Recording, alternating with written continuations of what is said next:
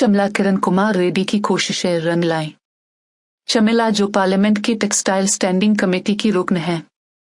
Jute corporation के ओहदेदार जो रुकन असेंबली चमला किरण कुमार रेड्डी के लोकसभा में सवाल पूछने के बाद हैदराबाद आए थे। जूट कॉरपोरेशन ऑफ इंडिया के हुक्काम के साथ जूट की पैदावार पर बातचीत हुई। इसमें बताया गया कि तेलंगाना में पठान की पैदावार क्यों नहीं हो रही है। जूट क्राफ्ट जमीन और माहौल के लिए अच्छा है। जूट क्राफ्ट से फी एकड़ 1 लाख रुपए की आमदनी होती है। रियासती हुकूमत को तेलंगाना में जूट क्राफ्ट की काश्त के लिए बेदारी पैदा करनी चाहिए। जूट कॉरपोरेशन के ओहदेदारों को चाहिए कि वो तेलंगाना के किसानों में जूट क्राफ्ट के बारे में बेदारी पैदा करने का काम करें।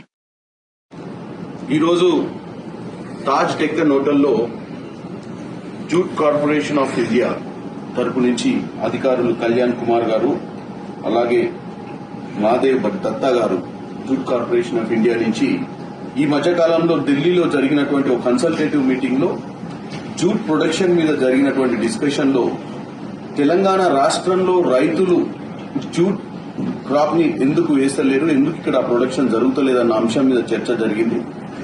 అయితే ఈ జూట్ క్రాప్ వల్ల శాండ్ ఫర్టిలిటీ అలాగే ఈ జూట్ క్రాప్ వల్ల క్లైమేట్ కి గానీ ఎన్విరాన్మెంట్ కి గానీ చాలా బెనిఫిట్స్ ఉన్నాయి। కానీ దానివల్ల 1 లక్ష రూపాయలు ప్రతి ఎకరానికి రైతుకు లాభం కూడా వచ్చేటువంటి పరిస్థితి ఉన్నా గానీ మరి ఈ రాష్ట్ర ప్రభుత్వం, గతంలో ఉన్నటువంటి ప్రభుత్వం గానీ ఇప్పుడున్నటువంటి ప్రభుత్వం గానీ సెంట్రల్ నుంచి జూట్ కార్పొరేషన్ ఆఫ్ ఇండియా వాళ్ళు కూడా ఇక్కడ ఉన్న అధికారులను సంప్రదించి ఇక్కడ ఉన్న రైతులను, ఎందుకంటే మన రాష్ట్రంలో ముఖ్యంగా ఈ రోజు వరి పంటనే సాగు చేస్తున్నాం। కాకపోతే వరి పంట కంటే కూడా జూట్ క్రాప్ తోటి మనకు చాలా బెనిఫిట్స్ ఉన్న విషయాన్ని ఇప్పుడే రాష్ట్ర అధికారులతో కూడా, అంటే రాష్ట్రంలో ఉన్నటువంటి సెక్రటరీ అగ్రికల్చర్ గారితో కూడా మాట్లాడి అధికారులను అక్కడికి పంపించడం జరుగుతుంది।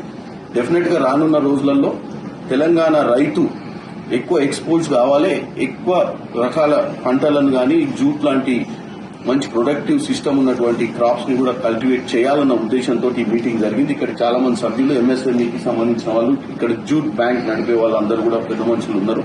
కాబట్టి ఇటువంటి సందర్భం వచ్చింది, దీన్ని డెఫినెట్ గా మనం ఎక్స్ప్లోర్ చేయాలని ఇక్కడ ఈ డిస్కషన్ ఈ రౌండ్ టేబుల్ కాన్ఫరెన్స్ లో చర్చ చేయడం జరిగింది।